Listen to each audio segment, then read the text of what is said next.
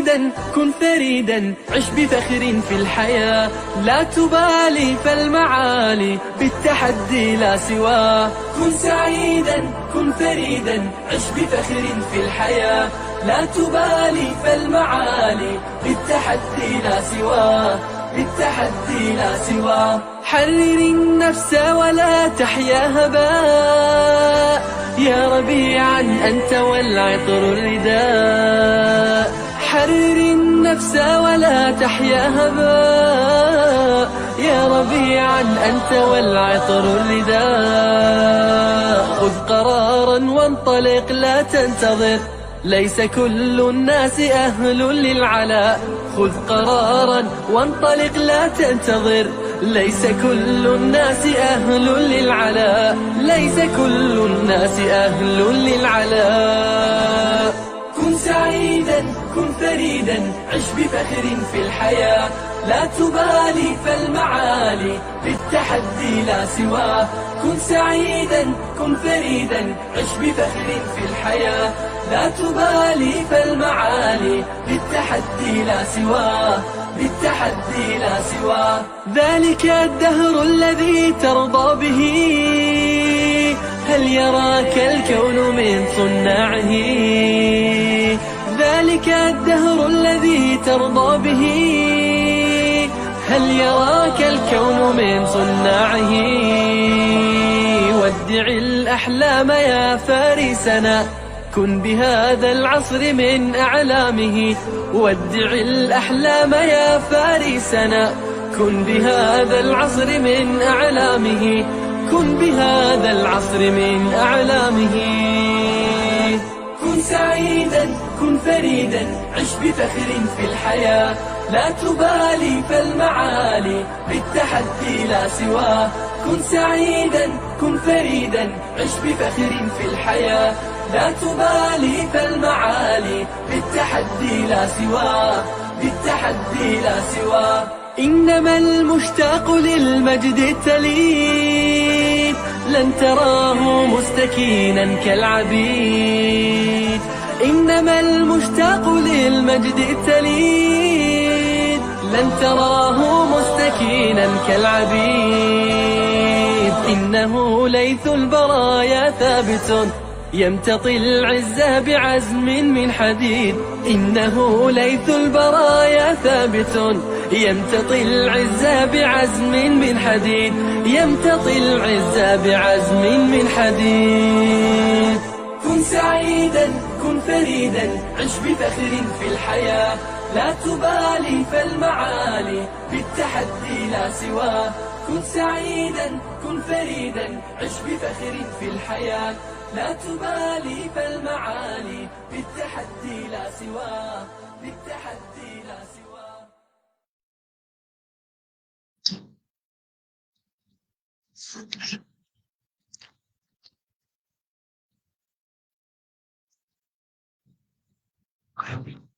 Bismillahirrahmanirrahim. Innalhamdalillah nahmaduhu wa nasta'inuhu wa nastaghfiruh wa na'udzu billahi min syururi anfusina wa min sayyiati a'malina. Man yahdihillahu fala mudhillalah wa man yudlilhu fala hadiyalah.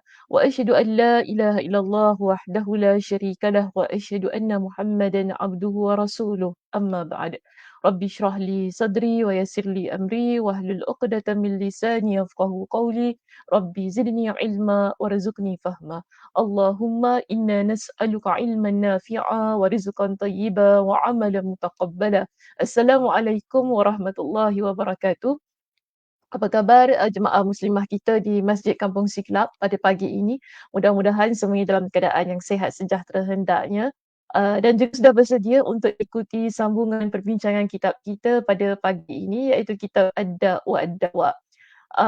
Terutama sekali saya ucapkan terima kasih kepada teman-teman yang sudah berada di ruangan kita pada pagi ini. Kita nampak di sana pertama sekali ada Kak Som kita yang telah memberikan salamnya kepada kita.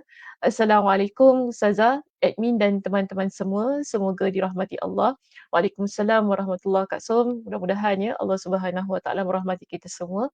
Kita juga ada Kak Nur Kamariah kita pada pagi ini. Assalamualaikum Ustazah, admin dan sahabat-sahabat Semoga ustazah sihat dan cepat sembuh. Amin. Mudah-mudahan. Terima kasih Kak Noh, atas doanya. Kita juga ada Kak Zah kita. Assalamualaikum warahmatullahi wabarakatuh Ustazah. Waalaikumsalam warahmatullahi. Moga Ustazah diberikan kesihatan, kekuatan pagi ini. Mudah-mudahan amin. Syafaqillah. Amin. Dan juga Liza, kita ada Liza di situ. Yang mana Liza kata Assalamualaikum Ustazah. Waalaikumsalam warahmatullahi. Ustazah dan admin dan teman-teman online. Ada An-Nur di sana. Ana Nur. Ana Nur. Nur, Assalamualaikum Ustazah. Semoga beransur pulih. Amin mudah-mudahan. Dan ada Kak Izan kita di situ. Salam Ustazah Dr. Sakinah, admin MKS dan sahabat semua. Ya salam. Mudah-mudahan Allah Subhanahu Wa Taala memberikan kepada kita dengan kekuatan, kesihatan untuk terus-terusan mengikuti pengajian-pengajian yang dianjurkan oleh Masjid Kampung Siglap. Okey baik, muslimah semuanya, kita berada di muka surat yang keberapa? Sila letakkan di ruangan komen. Jadi admin saya boleh dapat paparkan ya. Kita nak sambung yang keberapa pada pagi ini? Silakan. Ya, Kak Mas, Kak Rasul Amin mudahan.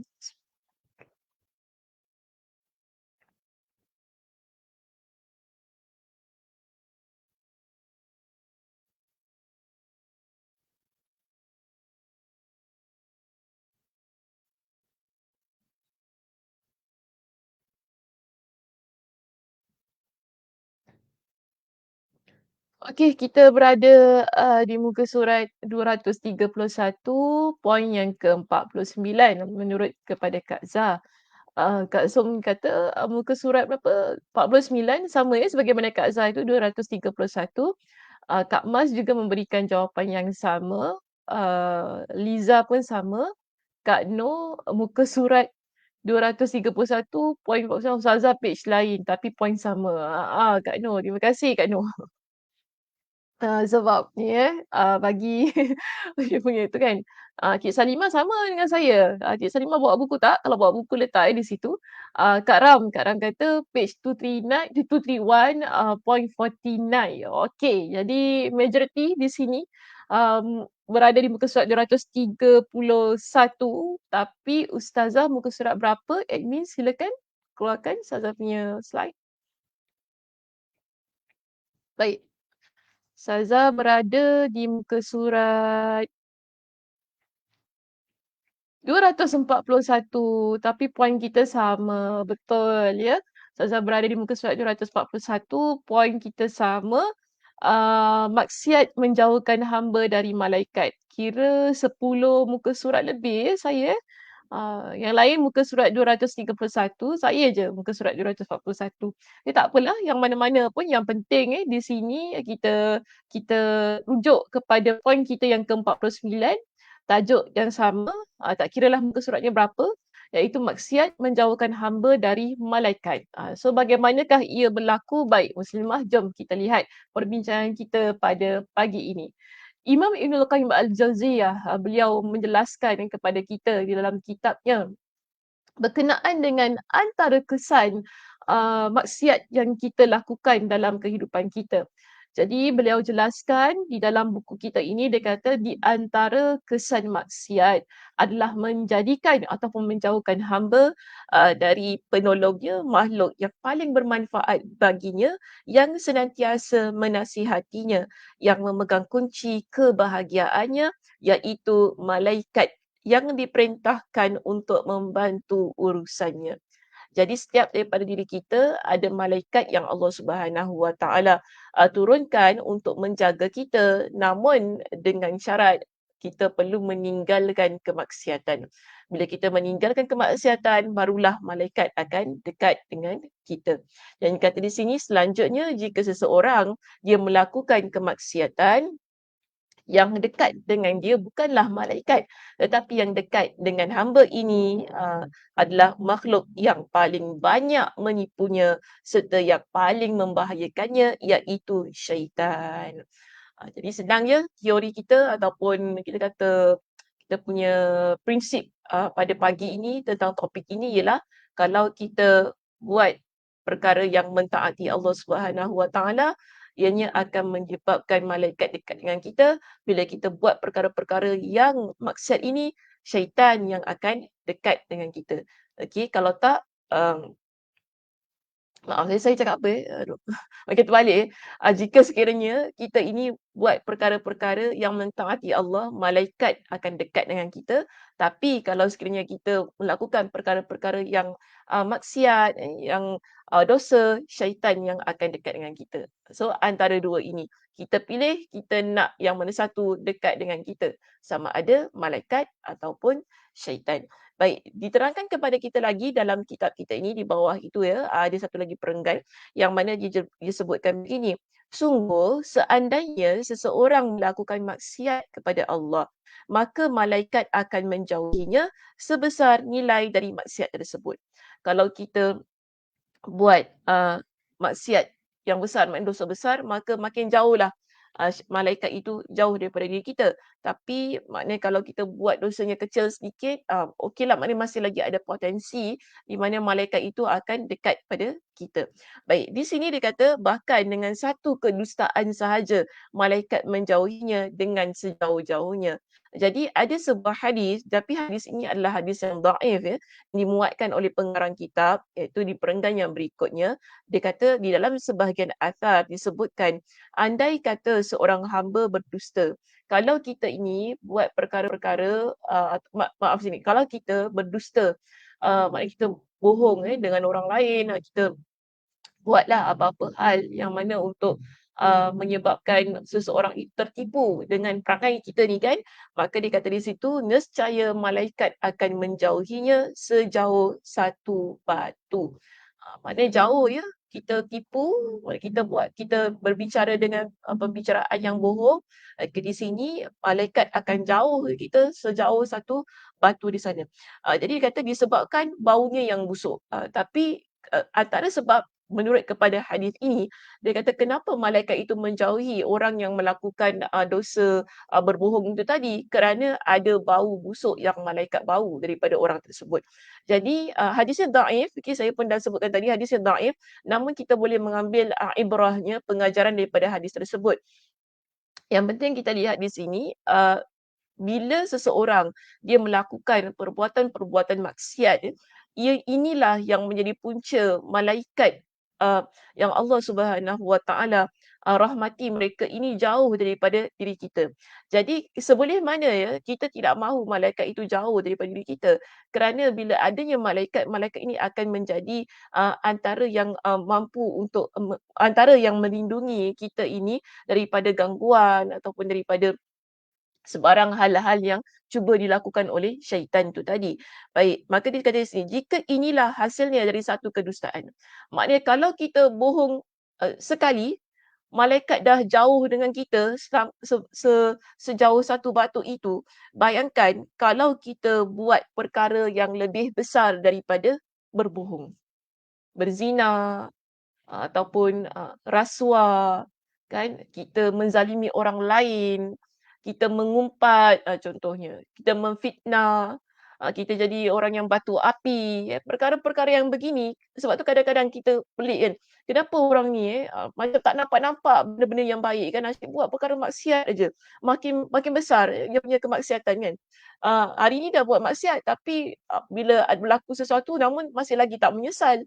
Kadang-kadang kita pelik kenapa begitu keadaannya. Besar kemungkinan kerana di sana malaikat dah tidak lagi dengan dia, yang ada dengan dia hanyalah tadi itu syaitan. Dan syaitan makin mendorong, syaitan makin menyebabkan dia ataupun syaitan makin menggoda dia untuk terus-terusan hanyut dalam perbuatan dosa dan maksiat. Suara dah tak kuat bunyi kapal terbang ni. Saya harap tak terganggu dengan bunyi kapal terbang kat atas ni. Kuat pula bunyi kapal terbang ni. Okey, so kita lihat di sini.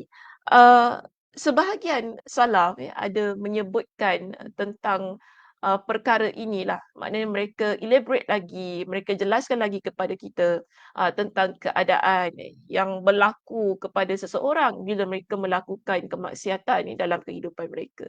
Jadi dalam renggan kita di situ pun ada menjelaskan kepada kita berkenaan dengan situasi ini, yang mana dia kata jika seorang yang ada tu jika seorang lelaki melakukan homoseks, dia ada sebutlah di situ tentang melakukan seks sesama jantina.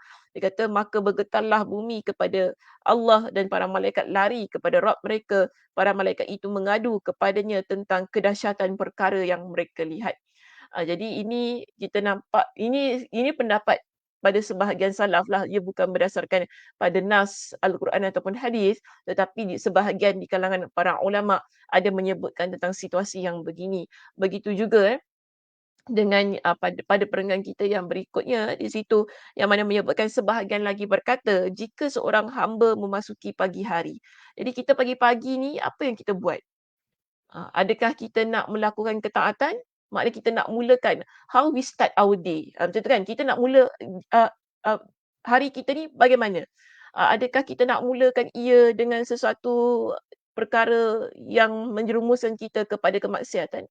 Ataupun kita nak buat satu perkara yang meletakkan kita pada kategori hamba-hamba Allah yang taat? Itu pilihan kita yang muslimah. Okey. Jangan kita asyik nak salahkan, ni syaitan yang buat saya gini. Syaitan yang ni. Kita jangan asyik salahkan syaitan. Tapi sebenarnya ia adalah atas pilihan kita. Kita nak buat apa, kita mesti fikir. Kan? Kita hari ni kita nak buat apa, kita fikir. Patut ke saya buat begini? Apa kesannya bila saya buat begini? Kita fikir. Kita jangan terus main buat saja apa yang kita nak buat. Adakah perbuatan itu memberikan manfaat kepada saya dunia dan akhirat? Ia setiap perkara kita sebagai seorang muslimah yang beriman kepada Allah, setiap perkara yang kita buat dalam hidup ini, ia menuntut kita berfikir. Ini agama. Agama kita buat kita berfikir. Sebab apa? Ada kesan yang kadang-kadang kita lupa. Sebab tu setiap hari kita kena membiasakan diri kita ataupun mempraktikkan akal kita ni banyak berfikir tentang setiap tindakan kita. Kita nak buat apa hari ini, kita nak pergi mana, apa yang kita nak cakap. Ia perlu kita ni letakkan diri kita pada situasi yang mana siapa pun perkara yang saya nak buat, saya kena fikir. Saya nak cakap apa, kena fikir. Saya nak bertindak sebagaimana pun perlu berfikir. Sebab kalau kita tak fikir, nanti ia akan menyebabkan banyak masalah-masalah yang berlaku pada hari itu dan juga di kemudian hari. Sebab itu di sini, sebahagian ulama salaf ketika mereka ini menjelaskan topik ini, mereka kata kita ni setiap pagi kan kita ada pilihan. Kita nak buat apa pada hari ini? Adakah dan bagaimana kita nak memulakan hari kita? Adakah kita nak memulakan ia dengan kemaksiatan ataupun kita nak mulakan ia dengan perkara-perkara ketaatan? Kadang-kadang kita bangun pagi-pagi kita ambil kita punya handphone, "Jap aku nak cakap lah pasal orang tu semalam ada cerita hot." Kita pun duk mesej pagi-pagi buta tau, kita dah mesej pasal kawan kita tu cakap kita ngumpat pasal kawan kita, all out kita buat kan. Sebab apa? Kita takut nanti kawan kita terlepas cerita dan kita pun dah terlupa tentang benda tu. Tapi kalau kita fikirkan, adakah ia perkara yang begitu penting sangat sampai pagi-pagi kita perlu cerita pasal orang? Ini kadang-kadang kita terlupa. Kita rasa kita nak sangat cerita, kita rasa kita nak sangat berbual tentang seseorang itu, tapi kita lupa bahawa itu adalah perkara yang menyerumuskan kita kepada kemaksiatan. Pagi-pagi seharusnya kita mulakan hari kita dengan zikir kepada Allah Subhanahu Wa Taala sebagaimana pada pendapat ulama salaf di sini yang mana mereka kata kalau kita ni berada di pagi hari, kita ada dua situasi di mana kemungkinan malaikat menghampiri ataupun syaitan yang menghampiri kita. Jika kita mulakan hari kita dengan zikir, bertahmid dan bertahlil kepada Allah. Ya, maknanya kalau kita ni mulakan hari kita dengan zikir kepada Allah. Contoh, kita baca zikir pagi, zikir petang ataupun kita bangun-bangun je lah. Bangun-bangun pagi tu kan, kita celik mata terus kita dah berzikir kepada Allah Subhanahu Wa Taala. Baca doa bangun tidur. Okay, baca apa-apa ayat yang Nabi SAW ajarkan kepada kita sejurus kita bangun tidur. Kemudian kita solat tahajud, kita solat subuh, kita tutup solat pagi itu dengan tak ada tak ada tutup. Kita tutup ia dengan zikir kepada Allah Subhanahu Wa Taala. Tu zikir pagi, zikir petang, zikir pagi kita kan yang kita baca setiap hari tu kan. Di situ menunjukkan bahawa kita mulakan hari kita dengan hal-hal yang mendatangkan pahala untuk diri kita, yang mendekatkan diri kita kepada Allah Subhanahu Wa Taala. Jika kita sedemikian, yang mana kita bertahmid, iaitu ucapkan alhamdulillah, kita bertahlil, itu berzikir dengan la ilaha illallah, kan? Kata si, maka malaikat pun mengusir syaitan dan menjaganya. Jadi malaikat ini bila dia nampak kita dalam keadaan yang sedemikian, malaikat akan mengusir syaitan yang memang dah cega tu tadi kan, yang dah standby tu tadi, nak usik kita ataupun nak goda kita buat perkara maksiat. Bila kita dah mulakan hari kita dengan hal-hal ketaatan, contohnya berzikir kepada Allah, bertahmid, bertahlil itu tadi, malaikat akan mengusir syaitan dan dia akan jaga kita. Namun sebaliknya, yang disebut sini, namun apabila dia membuka harinya dengan selain itu, maksudnya dia buka harinya dengan kemaksiatan, dia mengumpat, pagi dah mengumpat, pagi dah cari pasal, pagi dah marah orang, pagi dah itu, ini kan. Dia buka hari dia dengan hal-hal yang tidak baik, yang menyebabkan orang lain sakit hati, buat orang lain, rasa dizalimi dan sebagainya dengan perangai dia, maka di sini, sebahagian ulama salaf ini mengatakan bahawa maka malaikat akan pergi dan berkuasalah syaitan pada diri dia. Okey, malaikat akan pergi dan berkuasalah syaitan pada diri dia sehingga, uh, seharian harinya itu kemungkinan akan menyebabkan, dia terus-terusan berada dalam keadaan kemaksiatan. Jadi ini na'udzubillahi min dzalik. Kita kalau boleh, kita tidak mahu hidup kita dalam keadaan yang begitu. Kita nak kehidupan kita dalam keadaan yang sentiasa dirahmati Allah Subhanahu Wa Taala, dalam keadaan di mana malaikat itu dekat dengan kita sehingga kita sentiasa, termotivasi untuk melakukan ketaatan-ketaatan kepada Allah Subhanahu Wa Taala. Bayangkan jika sekiranya hidup kita, dipenuhi ataupun dimulai dengan maksiat itu tadi, lalu terus-terusan, syaitan jaga kita, syaitan tu duduk dengan kita, malaikat pergi daripada hidup kita, kan. Di situ menunjukkan bahawa syaitanlah yang akan menunjukkan kepada kita dengan jalan, "Kau nak buat apa meh? Aku pandu kau, aku so-called beri kau nasihat untuk buat perkara-perkara ini." Kan, bila kita nak buat perkara baik je tak jadi, kita nak buat perkara yang, uh, mendatangkan pahala je. Kan. Kita nak buat perkara yang mendatangkan pahala je kita rasa macam, "Malaslah, tak payahlah kan ni semua hal-hal ni tak payah." Sebab apa? Syaitan tu dah ada dengan kita dan dia sentiasa membisikkan sesuatu supaya kita stop daripada buat perkara-perkara yang mendatangkan pahala untuk diri kita. Okey, baik. Kita lihat ya pada muka surat yang berikutnya. Muka surat 242 lah kalau saya tapi yang lain rasanya muka surat 232 lah mungkin. Baik, malaikat selalu mendekati hamba hingga hukum, kemenangan dan ketaatan menjadi miliknya. Apa yang berlaku bila malaikat ini sentiasa dekat dengan kita? Dia akan sentiasa, menjadi makhluk Allah yang memandu kita untuk kita mendapatkan kemenangan. Kemenangan ni maksudnya pahala. Kan, pahala yang boleh mengarahkan kita kepada syurga dan sentiasa menjadikan kita hamba Allah yang taat kepada Allah. Dan para malaikat akan memeliharanya di dalam hidupnya dan pada saat kematiannya. Ini paling penting. Pada saat kematiannya dan ketika dia dibangkitkan di hari kiamat kelak. Jadi kita ni yang paling penting yang muslimah, kita hendak malaikat itu sentiasa bersama dengan kita, terutamanya ketika kita nak meninggal dunia. Ini paling penting. Sebab itu di sini Allah Subhanahu Wa Taala berfirman tentang orang yang mana sentiasa taat kepada Allah di akhir hayatnya, malaikat akan berada bersama dengan dia untuk meneguhkan keimanannya kepada Allah Subhanahu Wa Taala.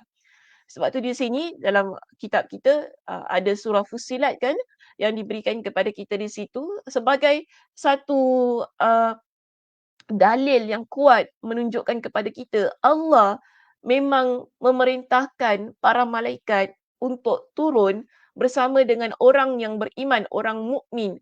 Jadi bila kita menjadi seorang muslimah yang beriman kepada Allah, Allah Subhanahu Wa Taala tidak akan membiarkan kita.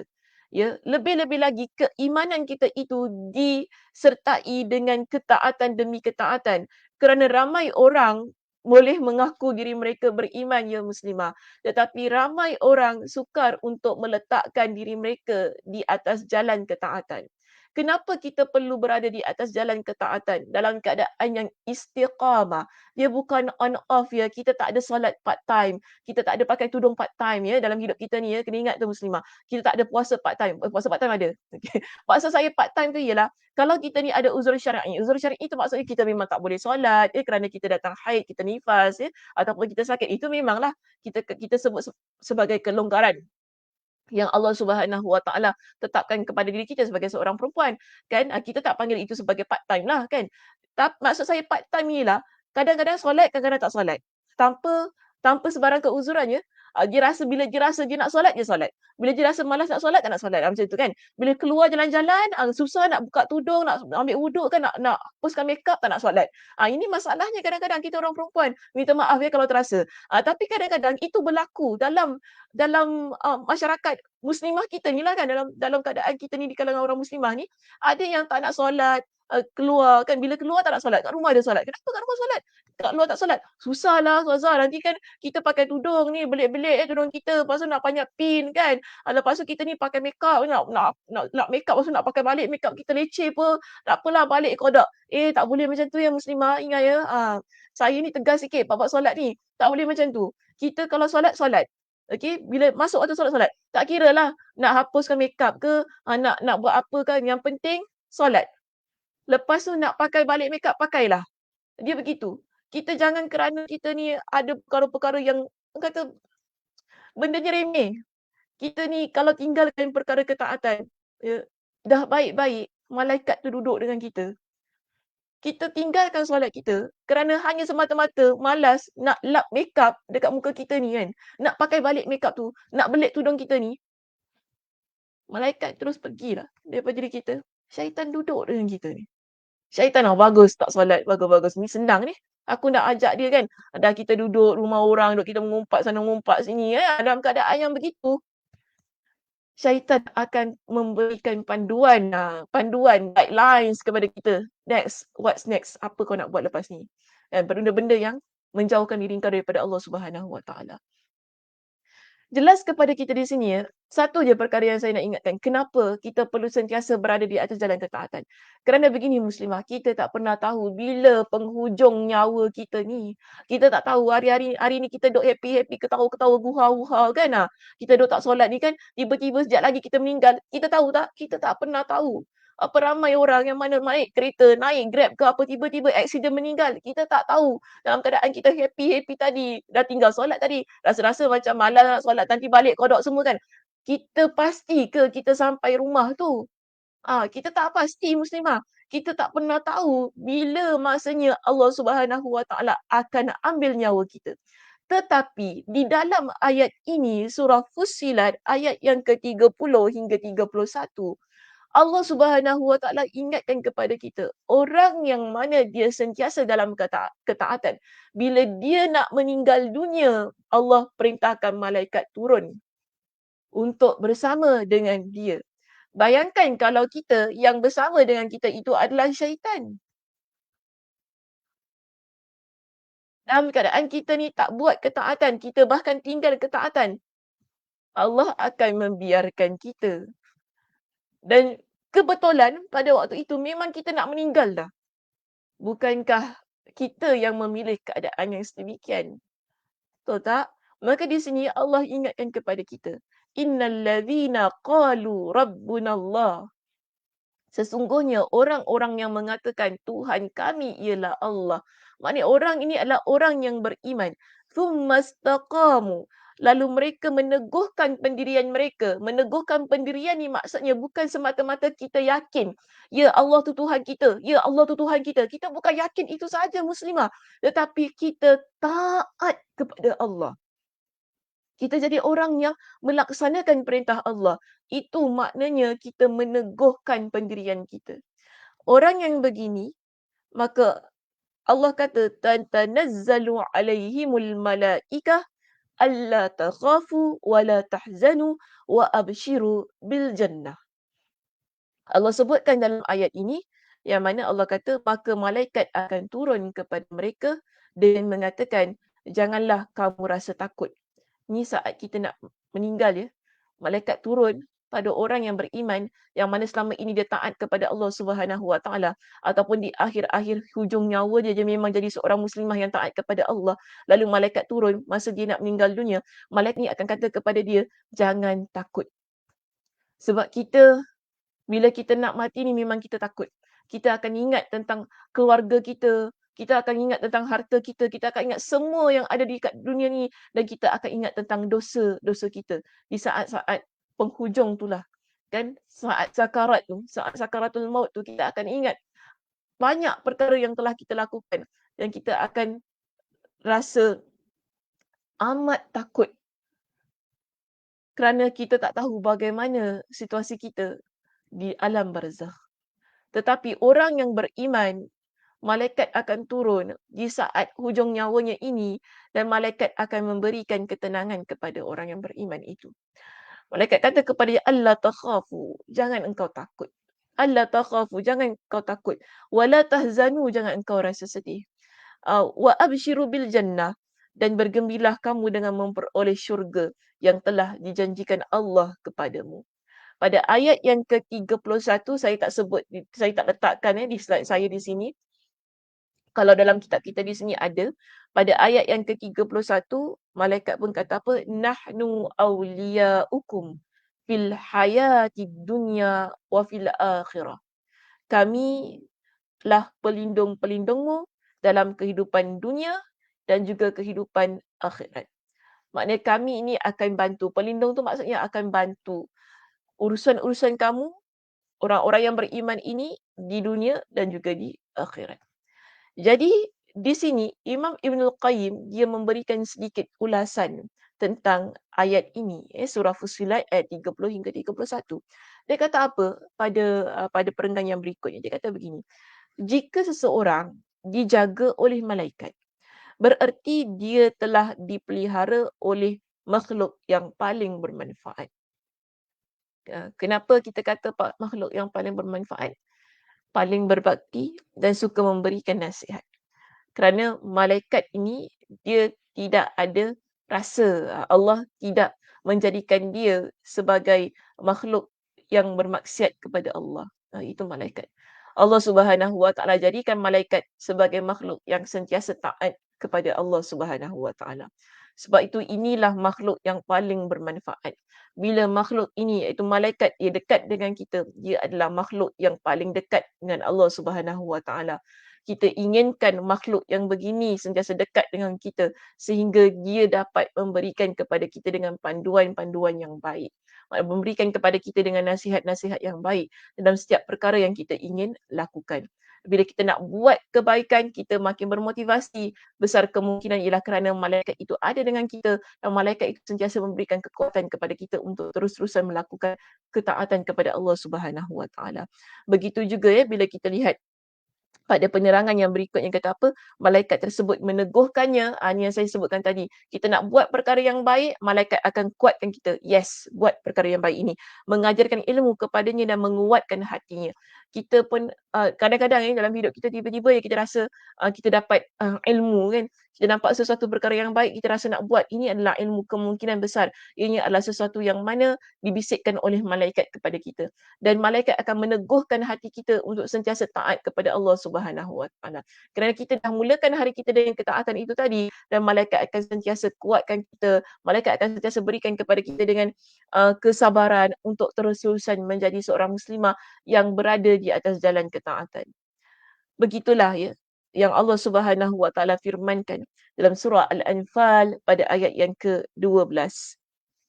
Di mana Allah Subhanahu Wa Taala berfirman, "Idh yuhi rabbuka ilal malaikati anni ma'akum fathabbitul ladzina amanu."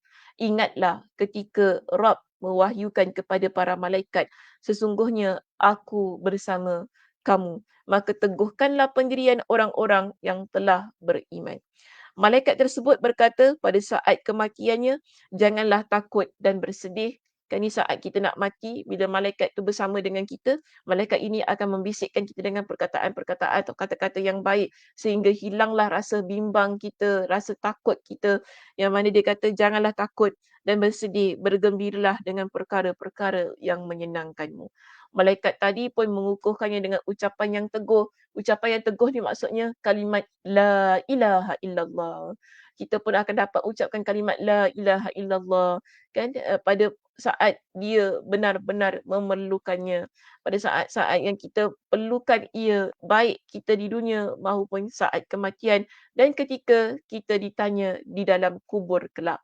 Tidak ada seorang pun yang lebih bermanfaat untuk kita ini kan, jika dibandingkan kebersamaan malaikat. Maknanya itulah yang kita inginkan, kebersamaan malaikat dalam kehidupan kita ataupun dalam setiap perkara yang kita lakukan. Yang mana dia kata kerana malaikat adalah penolongnya ketika terjaga, ketika tidur, ketika hidup, ketika mati dan ketika berada dalam kubur. Kita ada banyak nas-nas yang Nabi SAW sebutkan, contohnya malaikat bersama dengan orang yang menuntut ilmu, malaikat bersama dengan orang yang duduk dalam masjid, kan kita ada nas-nas daripada hadis-hadis Nabi SAW yang sahih yang menunjukkan kepada kita orang yang mana dia masuk dalam masjid, dia duduk dalam masjid, lalu dia menuntut ilmu dalam masjid itu, malaikat turun duduk bersama dengan dia. Ini satu contoh yang mana dalam kehidupan kita, malaikat itu ada bersama dengan kita. Contoh juga malaikat itu boleh tidur.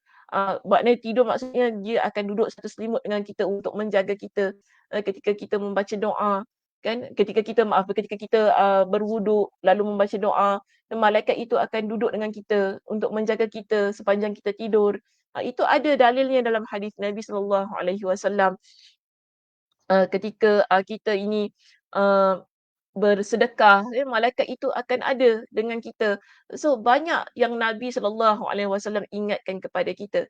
Ada amal perbuatan yang kita lakukan, malaikat akan turun, malaikat akan duduk dengan kita dalam kehidupan kita. Okey, yang penting di situ ialah perkaranya ialah perkara ketaatan. Ialah perkara-perkara yang mana kita ini lakukan ia ikhlas kerana Allah Subhanahu Wa Taala. Itu kata, begitu juga ketika mati, kalau ketika mati ayat inilah ya kita dapat dalilnya.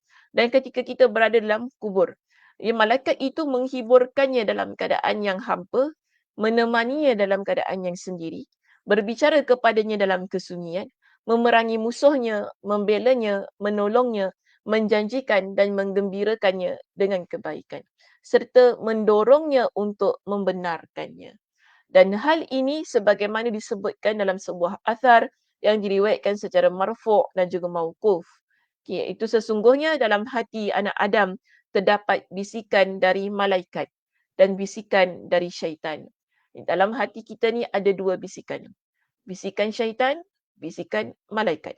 Bisikan malaikat menjanjikan kebaikan dan membenarkan janji Allah.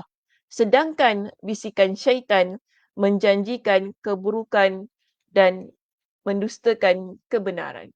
Okay, ada sebuah hadis yang boleh saya datangkan di sini bagi menerangkan dengan lebih lanjut tentang keadaan ini dan kita ambil ia sebagai hadis sebagai perbincangan kita yang terakhir ya pada pagi ini. Muslimah minta maaf saya tak dapat nak lama-lama sangat ya pada pagi ini.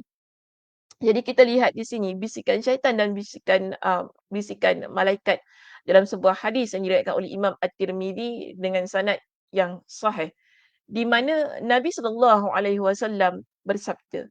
Nabi ingatkan kepada kita, inna lisyaitani lammatan bibni Adam walil malaki lammatan. Maksudnya, sesungguhnya syaitan memiliki bisikan kepada anak Adam, iaitu kita ni manusia. Ada bisikannya kepada kita. Dan Nabi sebut walil malaki lammah. Dan malaikat pun memiliki bisikan. Ini sebagaimana hadis yang ada dalam kitab kita tadi kan. Yang mana tadi dia kata, sesungguhnya dalam hati anak Adam terdapat bisikan malaikat dan bisikan syaitan.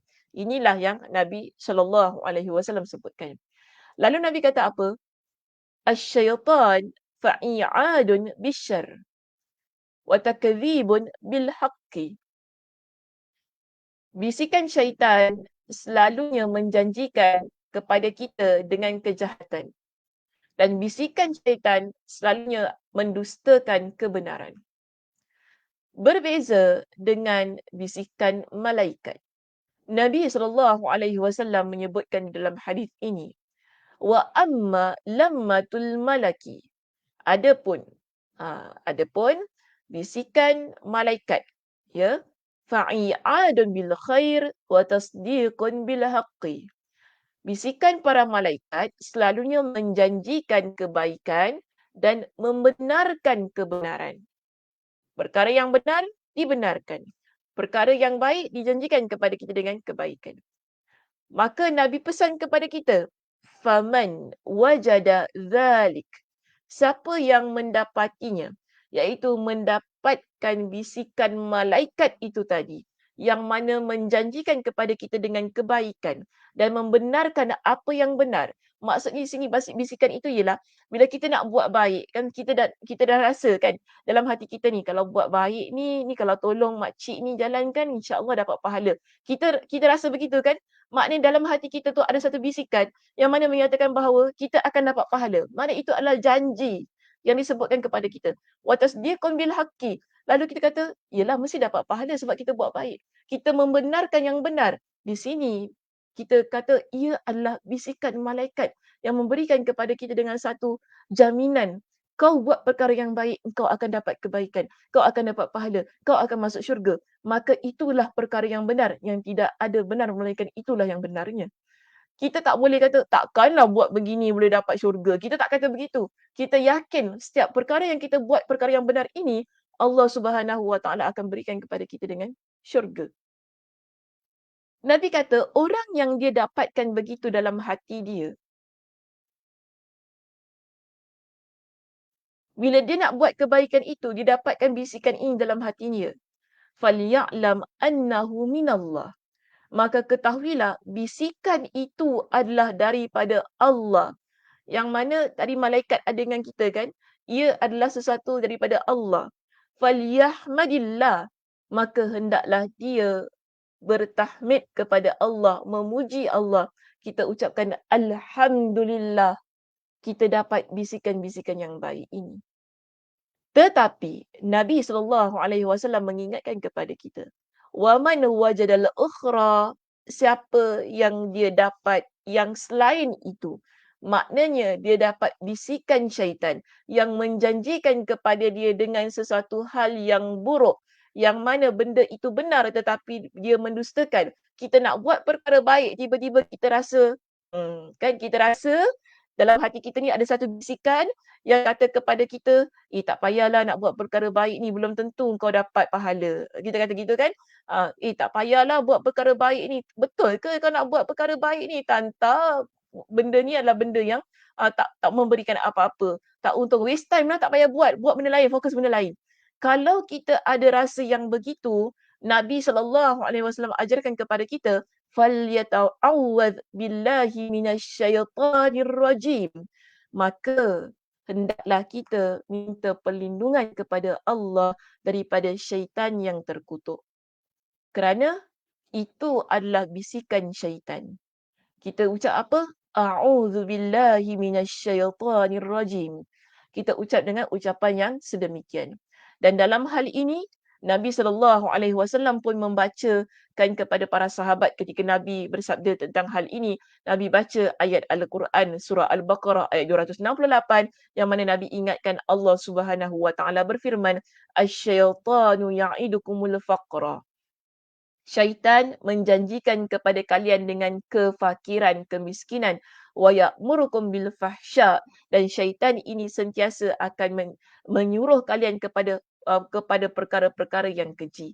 Jadi kalaulah kita ni contoh kita nak sedekah tapi kemudian kita tertangguh ataupun kita pun tak jadi nak sedekah kerana perkara-perkara bisikan-bisikan yang begini, ataupun bila kita nak buat perkara yang baik kemudian tak jadi kerana kita meragui ataupun kita rasa tak waste time, tak worth it lah, apalah bagai kan. Kerana kita rasa sesemikian, maka cepat-cepatlah kita mengucapkan satu ucapan yang Nabi ajarkan di sini, iaitu at-ta'awudz. Okey?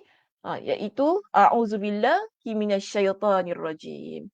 Okey, baik muslimah, itu sahaja perbincangan kita pada pagi ini. Mudah-mudahan Allah Subhanahu Wa Taala memberikan kepada kita dengan kefahaman, memberikan kepada kita dengan motivasi untuk terus-terusan beramal soleh.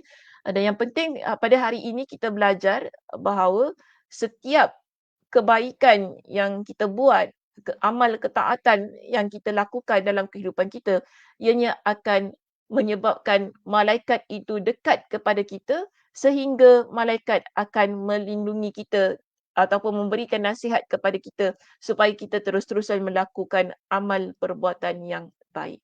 Berbeza kalau kita membiarkan diri kita terus-terusan dalam kemaksiatan, buat perkara-perkara dosa dan kita pun tak endahkan, maksud kita ni tak pun ada rasa benda tu salah. Kita pun kalau kita rasa benda tu salah pun kita rasa, "Aku peduli apa?" Kan, kita rasa begitu kan.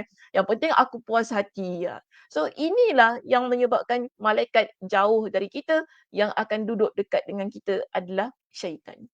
Bila syaitan dekat dengan kita, itu merupakan satu hal yang merugikan kita kerana dia akan terus-terusan ajak kita buat perkara maksiat dan juga mengajak kita jauh dari Allah Subhanahu Wa Taala. Okey, yang penting tadi bila kita dapat bisikan-bisikan yang baik dalam hati kita ni untuk buat perkara-perkara yang baik, kita ada rasa nak zikir kepada Allah, ada rasa nak baca Al-Quran, ada rasa nak duduk dalam kuliah, ada rasa nak buka kitab baca, ada rasa nak buat perkara-perkara yang baik dalam hidup kita ini, pujilah Allah. Alhamdulillah. Kita puji Allah Subhanahu Wa Taala. Tapi kalau tiba-tiba datanglah bisikan-bisikan yang jahat, ada rasa nak buat jahat, ada rasa nak mengumpat, ada rasa nak backstab orang, ada rasa nak menzalimi dan ada rasa nak buat perkara-perkara yang jahatlah dalam hidup kita ni. Cepat-cepatlah kita mengucapkan a'udzubillahi minasyaitonirrajim. Aku berlindung kepada Allah daripada syaitan yang terkutuk. Kerana sebagaimana hadis yang Nabi SAW jelaskan kepada kita, itu adalah bisikan daripada syaitan yang ingin mengajak kita jauh dari Allah dan menyebabkan malaikat pergi daripada diri kita. Okey muslimah, itu sahaja perbincangan kita untuk pagi ini. Terima kasih di atas perhatiannya. Mudah-mudahan Allah Subhanahu Wa Taala memberikan kepada kita dengan kesihatan, kelapangan masa untuk terus-terusan mengamalkan ilmu yang Allah Subhanahu Wa Taala berikan kepada kita pada pagi ini. Dan mudah-mudahan ini pun juga rezeki dapatnya. Rezeki juga saya kuatkan diri saya untuk mengajar Rezeki. Kalau tak memang kita tak berkuliah dah pagi ini. Tapi alhamdulillah Allah berikan kepada kita dengan kekuatan zahir, batin untuk terus-terusan belajar, mengajar dan akhirnya kita semua dapat beramal dengan sesuatu yang baik yang diajarkan oleh dalam Al-Quran dan As-Sunnah. Baik itu sahaja. InsyaAllah kita jumpa pada minggu hadapan. Saya tutup dengan tasbih kafarah. Subhanakallahumma wa bihamdika. Asyhadu an la ilaha illa anta. Astaghfiruka wa atubu ilaik. Assalamualaikum warahmatullahi wabarakatuh.